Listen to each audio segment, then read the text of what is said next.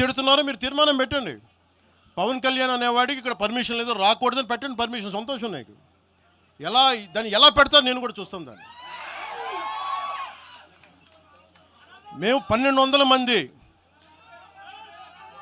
ఉద్యమకారులు ఎంతమంది చనిపోయారో నాకు తెలుసు.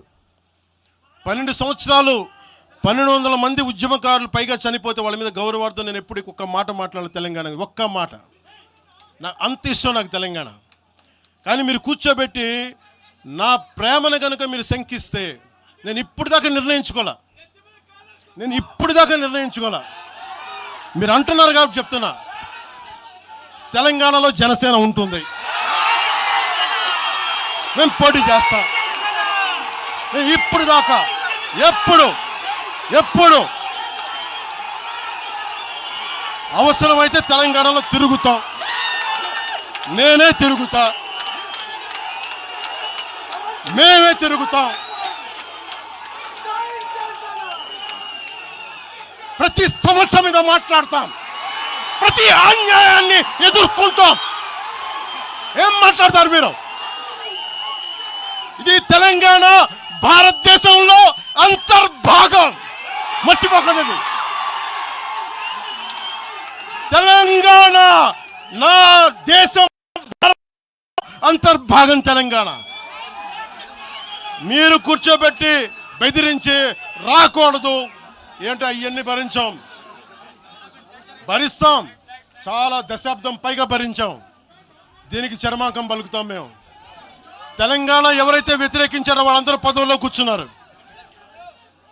ఈరోజు కూర్చోబెట్టి తెలంగాణను ఎవరైతే వ్యతిరేకించారో వాళ్ళు ఎమ్మెల్యేలు అయ్యారు. ఒక్క మాట మాట్లాడాల, కిక్కురు మనకుండా కూర్చున్న 12 సంవత్సరాలు. మా నాయకుల్ని పేరు పేరుని అడగండి, ఒక్కొక్కరిని అడగండి, ఇంటర్వ్యూలు తీసుకోండి. ఏ రోజునా సరే నేను వాళ్ళని ప్రోత్సహించాను అడగండి. వాళ్ళు నన్ను వదలలేదు, నన్ను ఏం చేయమంటారు చెప్పండి. దండం పెట్టి చెప్పా, మీరు శుభ్రంగా వెళ్ళిపోండి అంటే లేదు, మాకు నీ ఆశయాలు ఇష్టం, మాకు జనసేన భావజాలం ఇష్టం. ఉన్న మహేందర్ కానీ, రాజలింగం గారు కానీ, ఉన్న ప్రతి ఒక్కరు పేరు పేరున, శంకర్ కానీ పేరు పేరున ప్రతి తెలంగాణ జిల్లాలో ఉన్న నాయకులందరూ యువరాజ్యం నుంచి ఉండిపోయారు. వాళ్ళు పోలే. నేను చెప్పా మీరు మిగతా పార్టీస్కి పోండి అంటే పోలా. దాసోజు శ్రవణ్ ఎవరు పట్టుకున్నారు? మీరు ఆ పట్టుకుని దాసోజు శ్రవణ్ కానీ ఈరోజు ఎమ్మెల్సీగా ఉన్నారంటే, ఆ రోజు మీరు కూర్చోబెట్టి మాట్లాడుతూ ఉన్నారు. ఆ రోజున ఈరోజు కాంగ్రెస్ నాయకులు ఎవరో మాట్లాడుతూ ఉన్నారు, నువ్వేమి ఎలా వస్తావు చూస్తామని. ఇలాంటి ప్రగల్భాలే వైఎస్ రాజశేఖర రెడ్డి గారు ముఖ్యమంత్రిగా ఉన్నప్పుడు కాంగ్రెస్ యువజన కాంగ్రెస్ వాళ్ళు ఇలాగే మాట్లాడారు. ఆ రోజున తన్ని తగలేసాం ప్రతి ఒక్కరు వచ్చిన వాళ్ళు, గుర్తుపెట్టుకోకండి. ఆ రోజు నాకు నిలబడిన తెలంగాణ యువత నిలబడ్డారు, బస్తీలో నుంచి ఉస్మానియా నుంచి వచ్చిన వాళ్ళు నిలబడ్డారు. ఆ రోజున రాజలింగం గారికి తెలుసు. ఆ రోజు కూడా చెప్పారు ఎలా వస్తే. నేను చెప్పా ఇలాగే ఇంటికి వస్తామని బెదిరించి, ఆఫీస్కి వస్తామని బెదిరిస్తే ఇంటి ముందు చైరేసి కూర్చున్నా. నాకు అలాంటి భయాలు లేవు.